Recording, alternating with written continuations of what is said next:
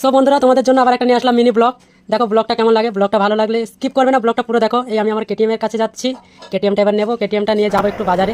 কেটিএমটা দেখি হাওয়া আছে কিনা। হ্যাঁ হাওয়া আছে, অল্প একটু হাওয়া আছে, কিন্তু কি করবো কেটিএম এর তেল নেই, গরিব মানুষ তো, তেল কেনার পয়সাও নেই। তাই কেটিএমটা বার করবার জন্য ঘোরাচ্ছি, কেটিএমটা নিয়ে বার হলাম। কেটিএমটা বার করার পর এবার আবার রাস্তায় রেখে দিতে হবে স্ট্যান্ড দিয়ে, যেহেতু গেটে দরজা মারতে হবে।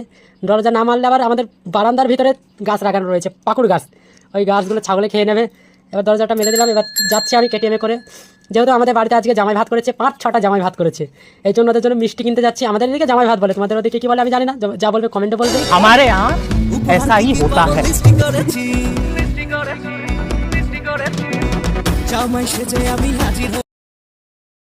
আচ্ছা, এটা হলো আমাদের গ্রামের প্রাইমারি স্কুল।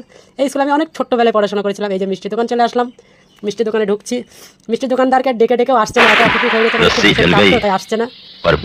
যেহেতু অনুরোধ করে আনা হলো দোকানদারকে,